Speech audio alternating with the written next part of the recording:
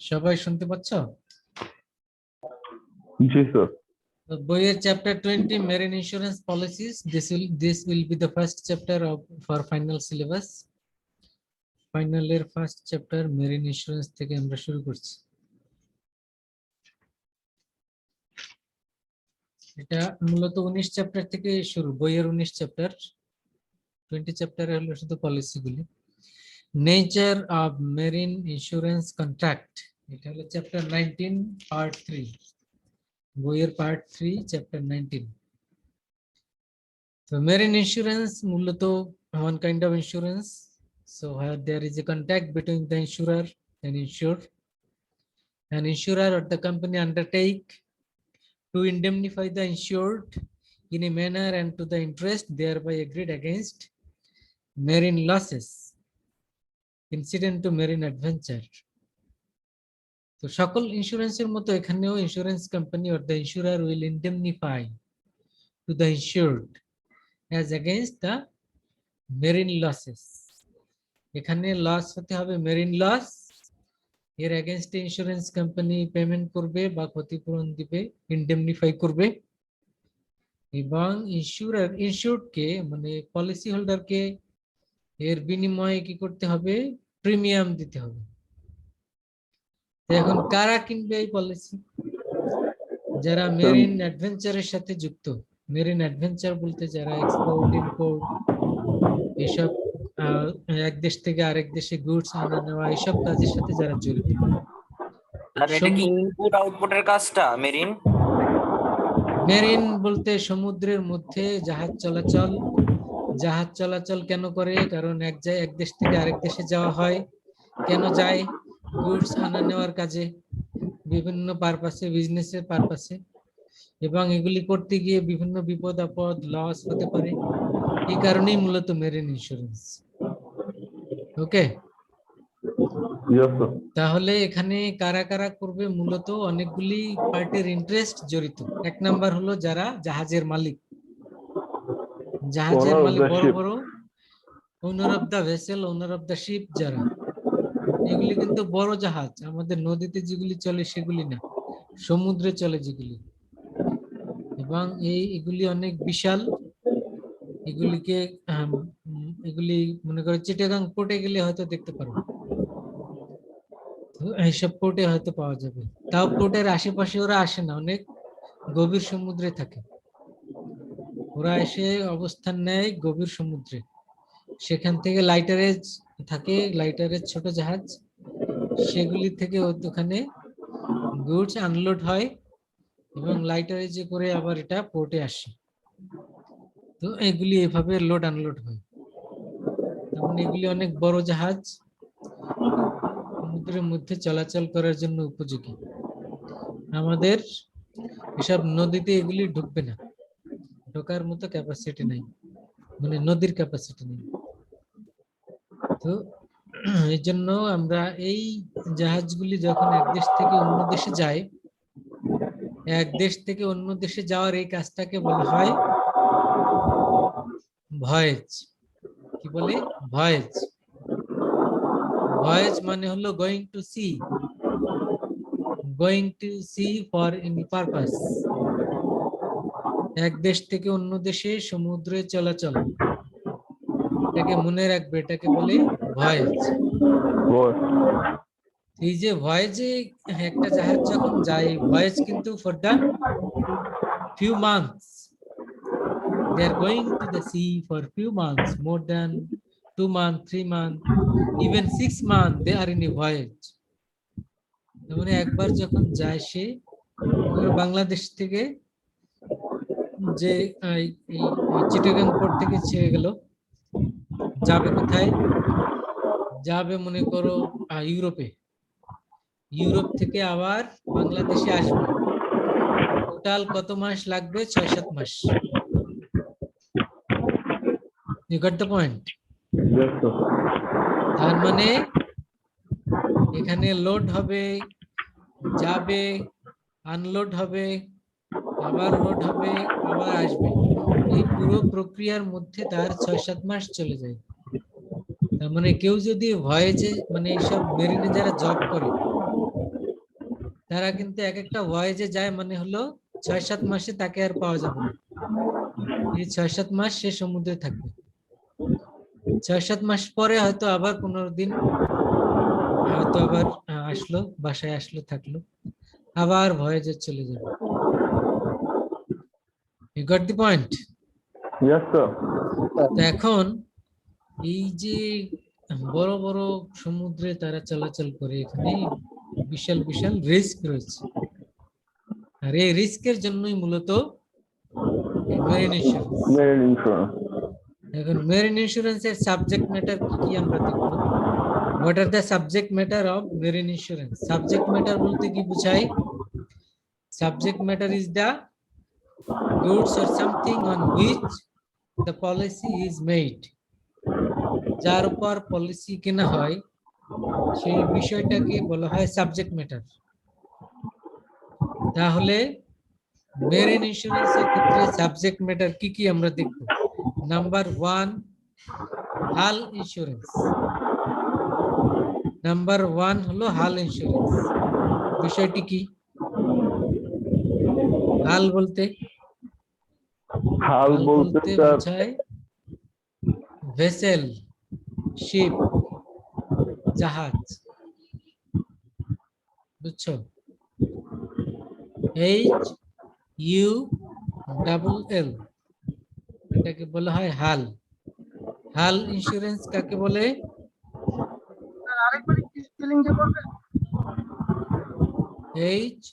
HULL, হাল।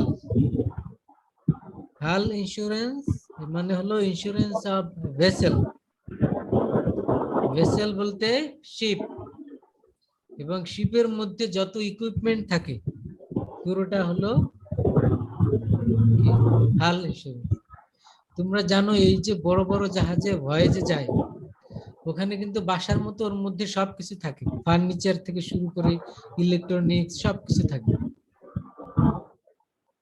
তেমন এই যত ধরনের ইকুইপমেন্ট সবকিছু আন্ডার দা হাল ইন্স্যুরেন্স। বুঝছো কি? জি স্যার। তার মানে হাল ইন্স্যুরেন্স কারা করবে? হাল ইন্স্যুরেন্স করবে owner of the ship, owner of the vessel. এরা কিনবে hull insurance, because the subject matter is hull, মানে জাহাজ।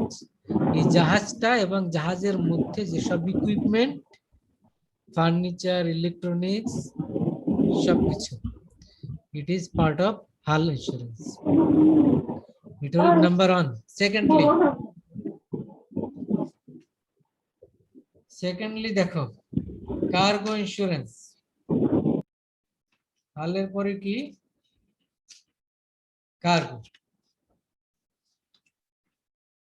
কার্গো ইন্স্যুরেন্সটা কি? কার্গো বলতে কি বোঝায়? কার্গো বলতে বোঝায় গুডস, মালামাল, এক্সপোর্ট ইম্পোর্ট যেগুলি করা হয়। চায়না থেকে বাংলাদেশে ফ্যাব্রিক্স ইম্পোর্ট করা হবে, ফ্যাব্রিক্সটা কি? কার্গো। জাহাজের মধ্যে লোড করা আছে, কি আছে? মনে করো অয়েল, তাহলে এখানে অয়েলটা কি? কার্গো। থাইল্যান্ড থেকে বাংলাদেশে ফ্রুটস নিয়ে আসা হবে, জাহাজের মধ্যে কি আছে? ফ্রুটস, তাহলে এখানে কার্গো কি? ফ্রুটস। বুঝছো? তার মানে এই যে গুডস যেটা ক্যারি করা হয় সেটাকে বলা হয় কার্গো। তাহলে এটি একটি সাবজেক্ট ম্যাটার। কার্গোর জন্য ইন্স্যুরেন্স কে করবে? করবে owner of the cargo. Owner of the cargo K? Either exporter or importer. তুমি বাংলাদেশি গুডস কিনে নিয়ে স্যার আসবে, এই কথাটা না বুঝিনি, একটু আরেকবার বলুন। কোনটা? স্যার ইন্স্যুরেন্সটা করবে কে? ইন্স্যুরেন্স করবে owner of the cargo. Cargo owner কে? আচ্ছা ওনার মধ্যে কার্গো কেন করবো? আমি আমার মাল নিয়ে যেতেছি, আমি ইন্স্যুরেন্স করবো না? তুমি চায়না থেকে গুডস ইম্পোর্ট করবে, হ্যাঁ তো এখন তোমার এখানে লস হওয়ার সম্ভাবনা কি? গুডস স্যার, আমার গুড নষ্ট হলে তো তোমার গুডস নষ্ট হবে, মানে কার্গো। আসসালামু আলাইকুম স্যার। ওয়ালাইকুম আসসালাম। স্যার, কার্গো তো আমার গুডস না, আমার গুডস তো অন্যান্য জিনিস কার্গোর মধ্যে যেগুলা। এতক্ষণ কি বললাম? What is cargo? Sir, hmm, cargo যেটার মধ্যে জিনিসপত্র থাকতো স্যার, মানে একটা কন্টেনার।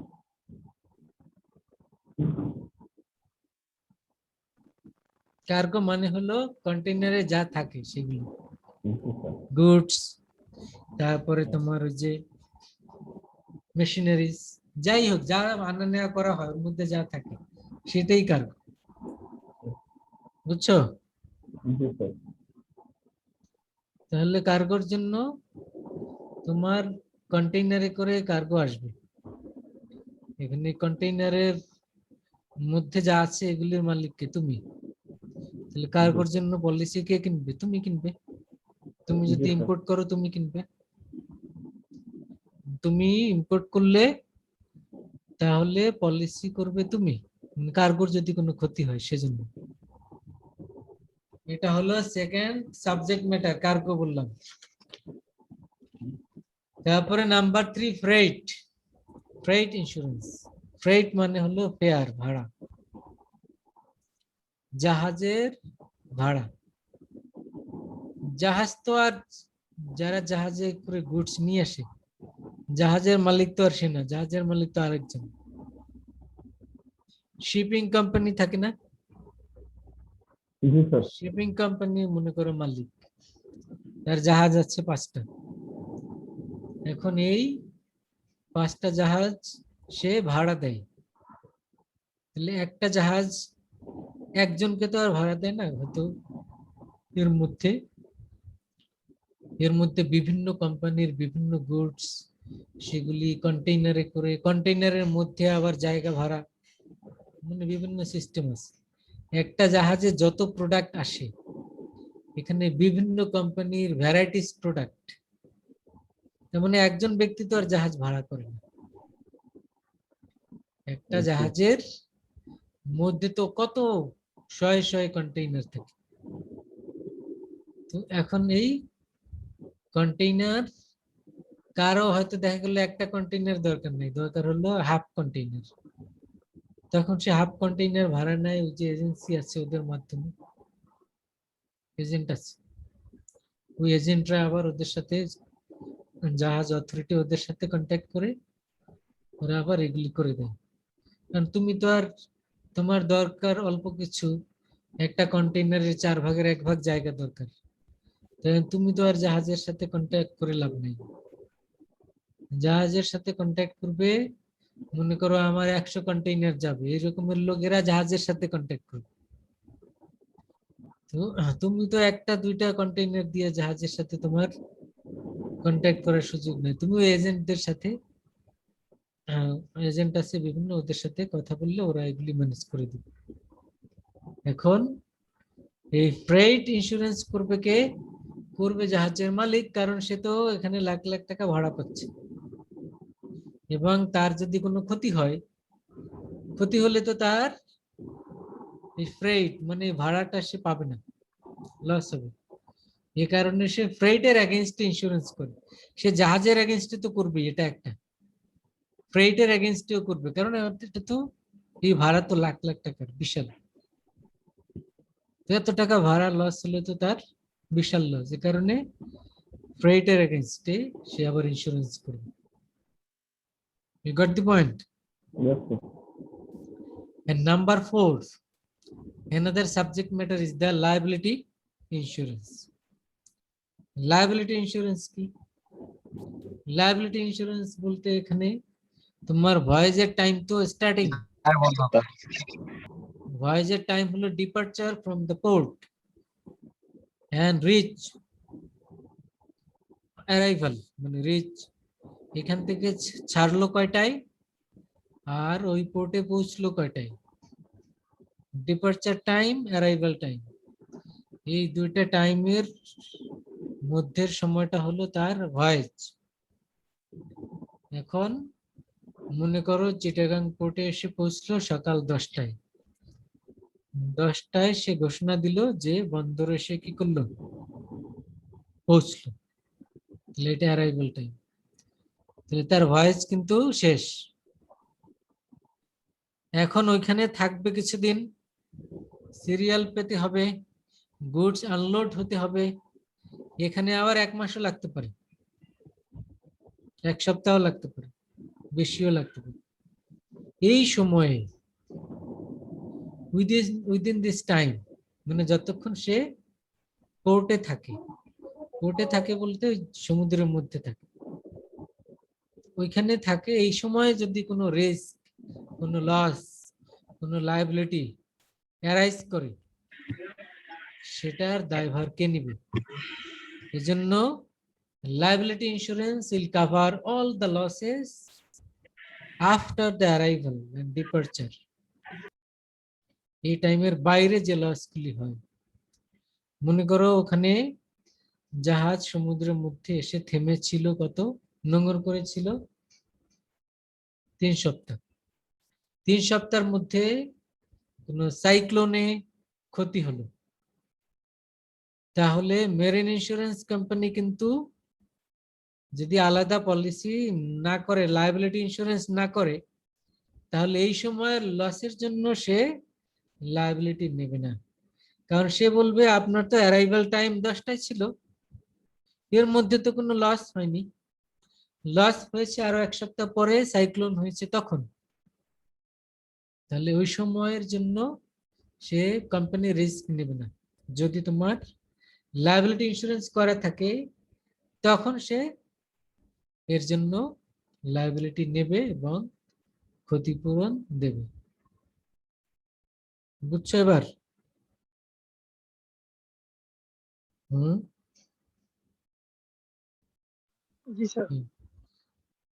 তার মানে ocean but also the inland peril, মানে সমুদ্রে যখন সে থাকবে, নোঙর করবে আর কি, থামবে, তখন থেকে আনলোড হওয়ার এই যে টাইম, এই সময়ের যে ক্ষতিগুলি, সেগুলি it will be covered under liability insurance. কথা বুঝছো সবাই? তাহলে আমরা এখানে সাবজেক্ট ম্যাটার কয়টি পেলাম?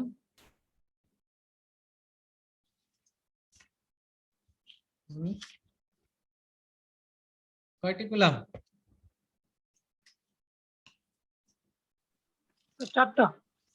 4টে। কি কি বলো? প্রথমটা হাল ইন্স্যুরেন্স, এরপর দেন শেষেরটা লাইবিলিটি ইন্স্যুরেন্স, আর মাঝে মধ্যে দুটো দুইটা, বুঝে গেছি। Cargo insurance sir. আরেকটা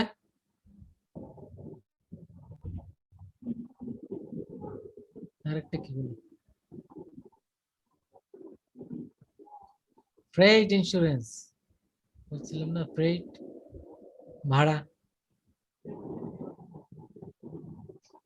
হাল, cargo, freight, liability.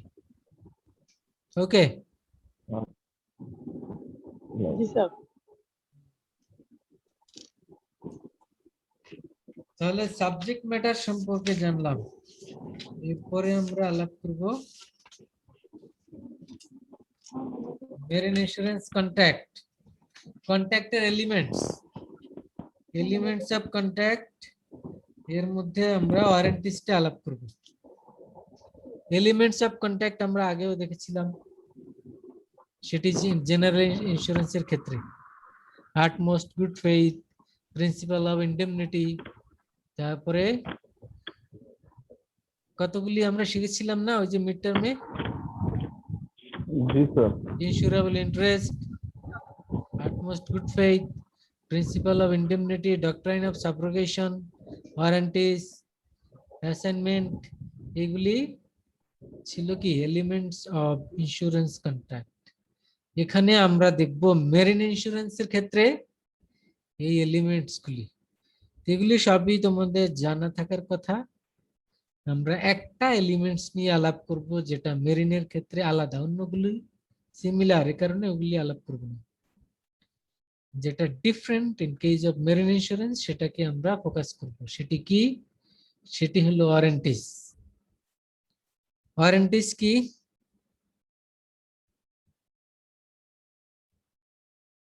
What should be done, what should not be done, কি করা যাবে কি করা যাবে না, the terms conditions, affirmation, negation.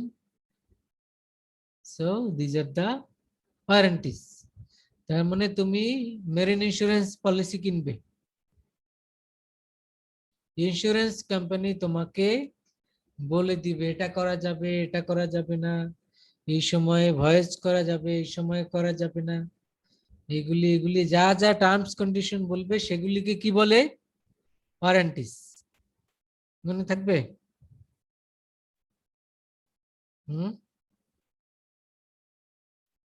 এই ওয়ারেন্টিস কি বলো?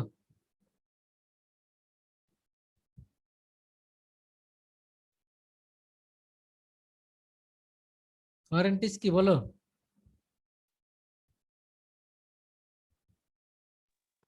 স্যার একটু আরেকটু বলেন স্যার, বুঝি নাই স্যার। ওয়ারেন্টিস হলো certain terms, conditions and promises, এগুলি কি মেরিন ইন্স্যুরেন্সের ক্ষেত্রে এগুলিকে বলে ওয়ারেন্টিস। কি করা যাবে ঠিক আছে। কি করা যাবে না, particular things, what should be done, what should not be done, কি কি করা যাবে কি কি করা যাবে না, এই টার্মস কন্ডিশনস প্রমিসেস এগুলিকে বলে ওয়ারেন্টিস। এবার মনে থাকবে? জি স্যার। আচ্ছা, তাহলে এগুলি তো আগেই বললাম টার্মস কন্ডিশন, তার মানে এটি দু রকম হতে পারে, একটি হলো এক্সপ্রেসড আর একটি হলো ইমপ্লাইড। Expressed, implied. এক্সপ্রেসড হলো যা বলা থাকে, ইমপ্লাইড হলো যা বলা থাকে না। কথা বুঝছো?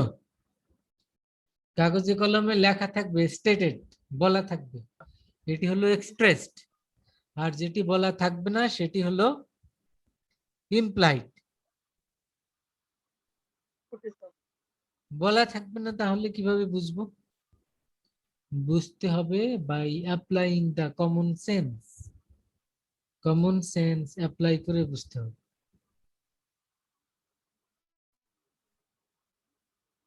কথা কি শুনতে পাচ্ছে সবাই? জি স্যার, আমি শুনতেছি sir. G sir. G Okay. Sir.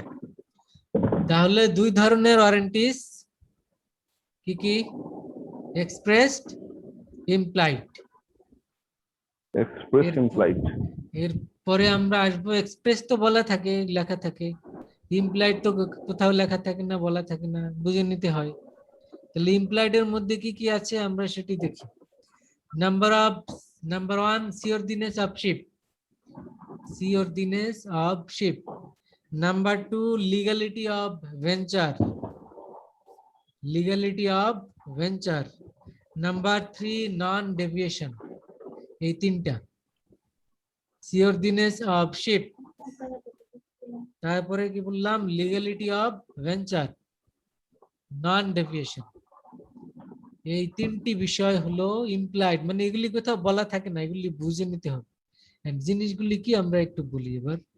সিওরদিনেস of sheep মানে হলো the capability of ship to operate in the sea, to run in the sea, সমুদ্রে জাহাজ চলাচল করবে সেটার ক্যাপাসিটি থাকাকে বলে সিওরদিনেস। এখন তুমি যদি মাছ ধরা ট্রলার নিয়ে সমুদ্রে যাও, এটার তো ক্যাপাসিটি নাই ওই বড় সমুদ্রে চলার, ফিশিং বোট। তাহলে তার মানে shipping boat, fishing boat has no seaworthiness. তাহলে সিওরদিনেস থাকবে কার? থাকবে ওরকমের জাহাজ যে এক দেশ থেকে অন্য দেশে যাওয়ার মতো যোগ্যতা রাখে। এবং এটাও হতে পারে কোন কোন জাহাজের সিওর দিনেশ রয়েছে পার্টিকুলার সিজনে, মনে করো উইন্টার, উইন্টারে সিওর দিনেশ আছে, সামারে নাই। কিভাবে? কারণ সামার সিজনে the sea is in turmoil, summer সিজনে সমুদ্র থাকে উত্তাল, টার্ময়েল, ঝড় ঝাপটা বেশি থাকে। শীতকালে থাকে কামান কয়েট। তাহলে শীতকালে হয়তো কোনো জাহাজের সিওর দিনেশ রয়েছে, আবার সামারে নাই। তাহলে তুমি যখন ভয়েস করবে, এই ভয়েস করার আগে তোমাকে দেখতে হবে সিওর দিনেশ অফ শিপ আছে কিনা। এটা তোমার এনশিওর করতে হবে। এটা ইন্স্যুরেন্স কোম্পানি তোমাকে এই ব্যাপারে কিছু বলবে না, কোনো লিখিত কিছু নাই। যদি এরকম হয় যে তোমার ভয়েজে গিয়েছো, হঠাৎ করে ঝড় উঠলো, ঝড়ে পড়ে জাহাজ ডুবে গেল। সমুদ্রের মধ্যে ঝড় থাকবে, এটা তো স্বাভাবিক। তো ওই ঝড়ে জাহাজ ডুবে গেছে, তার মানে ওই ঝড় মোকাবিলার মতো ওর ক্যাপাসিটি নাই। ইন্স্যুরেন্স কোম্পানি কিন্তু তোমাকে এরকম ক্ষেত্রে যে যে এই রকমের ছোটখাটো ঝড়ে তোমার জাহাজ ডুবে গেছে, এটা তো সে পেমেন্ট করবে না, কারণ এটার সিওর দিনেশ নাই। বলবে যে আপনি এই জাহাজ নিয়ে কেন, এর তো ক্যাপাসিটি নাই, এটা নিয়ে গেছেন কেন। এটাকে বলে সিওর দিনেশ অফ শিপ। এটা লেখা থাকে না, এটা তোমার বুঝে নিতে হবে। ইন্স্যুরেন্স কোম্পানি ক্লেম করবে তোমাকে যে আপনি জাহাজ নিয়ে গেছেন কেন, আপনি জানেন না এটা সমুদ্রে চলবে না। এটিকে বলে সিওর দিনেশ অফ শিপ। বুঝছো? অর্ডিনাল। এরপরে বললাম লিগালিটি জি অফ স্যার। ভেঞ্চার। লিগালিটি দুই রকম।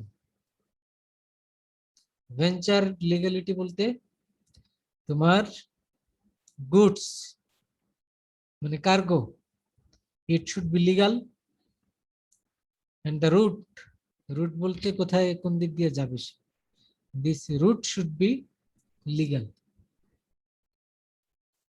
তার মানে এটা লিগাল ওয়েতে না গেলে তোমার বিপদে পড়তে হতে পারে। তোমার যেখান দিয়ে যাওয়ার কথা, তুমি গিয়েছো অন্য রুটে, অন্য রুটে যাওয়াতে তো তোমাকে এই মায়ানমারের নাসাকা বাহিনী তোমাকে ধরে ফেলেছে, জাহাজ জব্দ করে রেখেছে, অথবা সোমালিয়ার দস্যুরা, এই যে পাইরেটস আবার রয়েছে, এরা তোমাকে ক্যাপচার করে ওখানে রেখে দিয়েছে, র্যানসাম দাবি করছে। এখন এখানে ইন্স্যুরেন্স কোম্পানি দেখবে তুমি কোন রুটে গিয়েছো, এই রুট কি লিগাল ছিল নাকি ইলিগাল ছিল। এটা হলো একটি দিক। আরেকটি দিক হলো যে কার্গো তুমি জাহাজে করে নিচ্ছ, এই কার্গো লিগাল কিনা। তুমি বললে আমরা ইন্ডিয়া থেকে পেঁয়াজ ইম্পোর্ট করব, কিন্তু পেঁয়াজের মধ্যে নিয়ে আসছে ফেন্সিডিল, তাহলে সেটি যদি কোথাও, এটা যদি তোমার ধরা পড়ে পোর্টে বা কোথাও, এই কারণে যদি তোমার পুরো গুডস সিজ করে দেয়, এই জন্য তো আর ইন্স্যুরেন্স কোম্পানি দায়ী না, এবং তোমাকে ক্ষতিপূরণ দেবে না। কারণ কি? কারণ it is your duty to ensure the goods legal, to maintain the legal route, এগুলি তোমাকে এনশিওর করতে হবে। বুঝছো? এই বুঝো নাই? তারপরে হলো নন ডেভিয়েশন। তারপরে হলো non deviation, third one. Non deviation হলো যে তোমার যেই টাইম বলা আছে, এটি 1 মাস আগে মনে করো বলা আছে আগামী সেপ্টেম্বরের 1 তারিখ বিকাল 5টায় ভয়েজ শুরু হবে। The voyage will start at 5 p.m. on September 1st. এটি তো কাগজে বলা আছে। এরপরে দেখা গেল তুমি ভয়েজ স্টার্ট করেছো 1 তারিখে 5টায় বিকাল করার কথা, করেছো 2 তারিখ সকাল 10টায়। এই জাহাজের অন দা ওয়েতে কোনো ক্ষতি হয়েছে, ইন্স্যুরেন্স কোম্পানিতে এবার গিয়ে তুমি ক্লেম করলে যে আমার তো ক্ষতি হয়েছে, 20 লক্ষ টাকা ক্ষতিপূরণ দেন। ইন্স্যুরেন্স কোম্পানি কি বলবে? বলবে আপনার ভয়েজ শুরু হওয়ার কথা বিকাল 5টায় সেপ্টেম্বরের 1 তারিখ, আপনি কেন সেপ্টেম্বরের 2 তারিখ সকাল 10টায় শুরু করেছিলেন? What was the wrong? তারপরে কথা হলো এটি শুরু করেছেন কিন্তু কোম্পানিকে মানে আমাদেরকে জানাননি কেন? যেহেতু জানাননি, there is a breach of contract, মানে কন্ট্রাক্টের শর্ত ভঙ্গ করেছেন, এই কারণে আপনাকে কোনো পেমেন্ট দেয়া হবে না। বুঝছো? এই কথা শুনছো? জি স্যার। তাহলে এটাই হলো নন ডেভিয়েশন। তার মানে you have no right to deviate. Deviation কোন কোন ক্ষেত্রে? ইন কেস অফ টাইম, টাইমের ক্ষেত্রেও ডেভিয়েশন হবে না। ইন কেস অফ রুট, রুটের ক্ষেত্রেও ডেভিয়েশন হবে না। তার মানে কোনো ক্ষেত্রে ডেভিয়েশন করা যাবে না। করলে তুমি করতে পারো, তোমাকে কেউ বাধা দিবে না, কিন্তু বিপদে পড়লে ইন্স্যুরেন্স কোম্পানি তখন কিন্তু তোমার পেমেন্ট কম্পেনসেশন ডিনাই করবে। এখন এটা ইন্স্যুরেন্স কোম্পানি ডিনাই করলো, এখন তুমি যদি বলো যে টার্মস কন্ডিশন কোথায় লেখা আছে, ইন্স্যুরেন্স কোম্পানির তো লেখা নাই এগুলি, কারণ এগুলি হলো ইমপ্লয়েড ওয়ারেন্টিজ। এই কারণে আমরা বললাম এটি কোথাও লেখা নাই। এটি যারা করবে তাদের বুঝে নিতে হবে, কমন সেন্সে জানতে হবে। ওকে,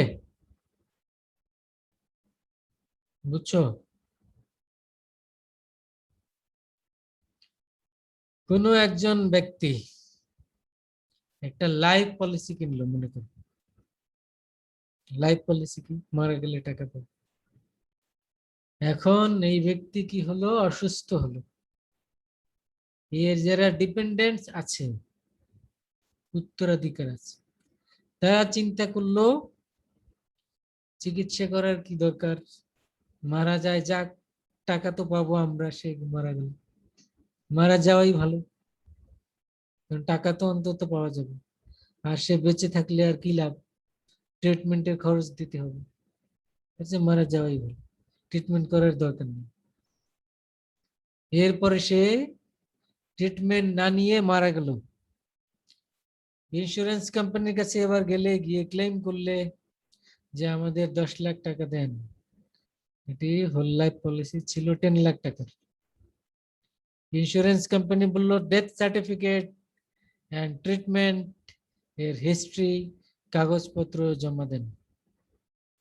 তুমি বললে ডেথ সার্টিফিকেট দিতে পারবো, কিন্তু ট্রিটমেন্টের কোনো হিস্ট্রি নাই, কারণ আমরা কোনো ট্রিটমেন্ট নেইনি। ইন্স্যুরেন্স কোম্পানি বললো কেন নেননি? তুমি বললো কেন আপনার কাছ থেকে পলিসি কিনেছি, তখন কি বলা ছিল যে ট্রিটমেন্ট নিতে হবে?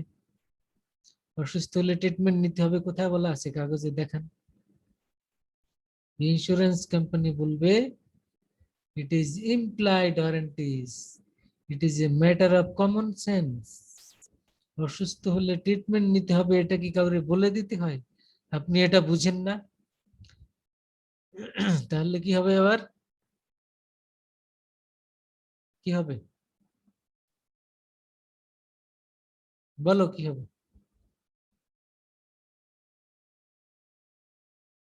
এই কি হবে বলো, শুনো না? আর শোনা যাচ্ছে বাট তার কথা একদম কেটে কেটে আসতেছে, যারা একদম নেট অবস্থা খুব খারাপ। কিছু শুনছি স্যার, কিছু শুনি না। আচ্ছা, কিন্তু না শোনার কারণ কি? বাকিরা কেউ কি শুনতে পাচ্ছে না? স্যার আমার ঠিক আছে স্যার। জি স্যার, শোনা যাইতেছে স্যার।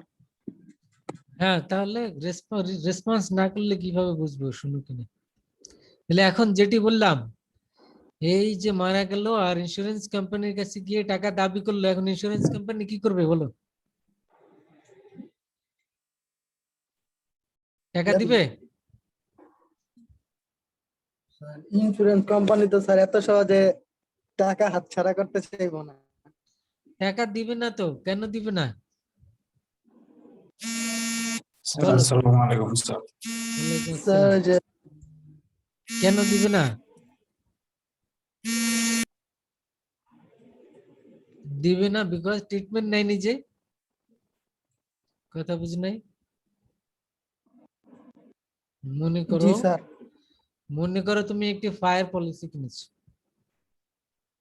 ফায়ার পলিসি কিনে তোমার একটা গোডাউন আছে, ওয়্যার হাউস, এখানে 20 লাখ টাকার গুডস আছে। এখানে আগুন লাগলে তো তোমার লস হবে, এই কারণে একটি ফায়ার পলিসি কিনেছো। এরপরে দেখা গেল 1 মাস পরেই আগুন লেগে গেছে। আগুন লেগে গেছে, এবার তুমি চিন্তা করলে আগুন নেভানোর দরকার কি? ইন্স্যুরেন্স তো করা আছে, কোম্পানির কাছ থেকে টাকা পাওয়া যাবে। তো তার চেয়ে ভালো মতো পুড়ে যাক, নেভানোর দরকার নেই। তো ভালো মতো পুড়ে গেল, এরপরে তুমি কোম্পানিতে গিয়ে ক্লেম করলে যে আমার 10 লাখ টাকা দেন। ইন্স্যুরেন্স কোম্পানি কি বলবে? পুড়ে গেছে, পুড়ে যখন গেল তখন ফায়ার সার্ভিসকে খবর দিয়েছিলেন আর কি কি নিভানোর চেষ্টা করেছেন সেই সব ডকুমেন্টস, ফায়ার ব্রিগেডের এদের সার্টিফিকেট সবকিছু জমা দেন। তুমি বললে না, এগুলি তো নাই কিছু, আমরা তো নিভানোর চেষ্টা করিনি, এই কারণে আগুন লাগলে নিভাতে হবে। এটা কি আপনি বলছিলেন আগে? কাগজে কন্ডিশন ছিল, লেখা ছিল। তাহলে এবার ইন্স্যুরেন্স কোম্পানি কি বলবে? টাকা দিব না স্যার। কোনো টাকাই দিবে না। দিবে না, কারণ বলবে এটি যে ম্যাটার অফ কমন সেন্স, আগুন লাগলে তো আপনি নেভানোর চেষ্টা করবেন, এটা কি আমার বলে দিতে হবে? ফায়ার জি স্যার। সার্ভিসকে খবর দিবেন, নিজের চেষ্টা করবেন, লোকজনকে ডাকবেন, সবাই দেখবে, এখানে সাক্ষী থাকবে যে হ্যাঁ নেভানোর চেষ্টা করা হয়েছে। তো এই সব লোক যখন প্রত্যক্ষদর্শী থাকবে, ফায়ার ব্রিগেড থাকবে, তখন এদের সার্টিফিকেট দিবে যে আগুন লেগেছে, পুড়ে গেছে। এখন এগুলো কিছুই নাই, তাহলে আগুন তো আপনি নিজে লাগিয়েছেন, এটা তো এখন পেমেন্ট করা যাবে না। কথা বুঝছো এবার? স্যার মাঝে মাঝে তো ইন্স্যুরেন্স কোম্পানি অ্যাডে দেখি যে মানে মানে গ্রাহক ঘরে বসে রয়েছে কিন্তু তার কোম্পানিতে আগুন ধরে গেছে গা, কিন্তু উনি কোনো টেনশন করতেছে না, বলতেছে যে ইন্স্যুরেন্স কোম্পানি এসে ঠিক করে দিয়ে যাবো গা। হ্যাঁ, ঠিক করে দিবে মানে আগুন তো আর নিভাই দিবে না। তোমার ব্যবসার ক্ষতি কত হলো সে ক্ষতি পূরণ করবে, এটা হলো কন্ডিশন। কিন্তু এই জি যে স্যার। কথাটা বললাম, এটা তো লেখা নাই, এই জন্যই তো বললাম, আগে বললাম না এটা ইমপ্লাইড। সে তো জি বলে স্যার। দিছে আপনার আগুন লাগলে কোনো টেনশন নাই। টেনশন নাই তো ঠিক আছে, টেনশন নাই, কিন্তু আগুন নিভানোর জি স্যার। চেষ্টা করবে না তুমি? এই কথাটাই সমস্যা। আগুন জি স্যার। নেভানোর চেষ্টা না করলে তাহলে কিন্তু আবার কোম্পানি ডিনাই করবে, বলবে আপনি কি পাগল হয়ে গেছেন, আগুন নিভানোর চেষ্টা করেন না, ঘরে বসে ঘুমাইছেন, আর এখন এসে টাকা চান আপনি। আগুন নিভানোর চেষ্টা করেছো কিন্তু বাঁচাতে পারোনি, সেটা তো আর সমস্যা নাই, কিন্তু এলাকার লোকজন তো থাকতে হবে প্রত্যক্ষদর্শী যে আগুন লেগেছে, পুড়ে গেছে, নিভানোর চেষ্টা করা হয়েছে, ফায়ার সার্ভিসকে খবর দেওয়া হয়েছে, ওরা এসে পানি দিয়েছে, তখন ফায়ার ব্রিগেড সার্টিফিকেট দিবে হ্যাঁ আমরা নিভানোর চেষ্টা করেছি, এই পরিমাণ ক্ষয়ক্ষতি হয়েছে, এত টাকা আনুমানিক ক্ষয়ক্ষতি হয়েছে, ওরা একটা সার্টিফিকেট দিবে। এখন কত টাকার ক্ষতি হলো তুমি নিভানোর চেষ্টা করোনি, তাইলে তুমি আন্দাজে বললে হবে কত টাকার ক্ষতি হয়েছে, বুঝছো? জি স্যার। তেমনি ভাবে মেরিন ইন্স্যুরেন্সের ক্ষেত্রেও একই কথা, তোমাকে সব ইমপ্লাইড, এগুলি হলো ইমপ্লাইড ওয়ারেন্টিস, এগুলি জানতে হবে, মনে রাখতে হবে, বাট এগুলি কাগজে কলমে লেখা নেই। কিন্তু এগুলি যদি ইগনোর করো তখন কিন্তু আবার পলিসির টাকা পাওয়া যাবে না। সবাই বুঝছো কি?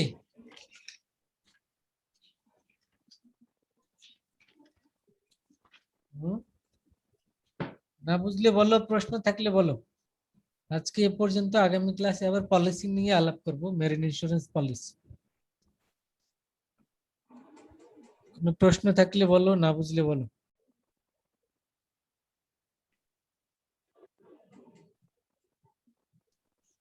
তাহলে ওকে, ফাইন, শেষ করতে পারি?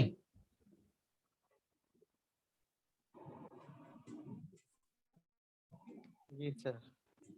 ওকে, থ্যাংক ইউ, আসসালামু আলাইকুম। স্যার আসসালামু আলাইকুম স্যার। ওয়ালাইকুম আসসালাম।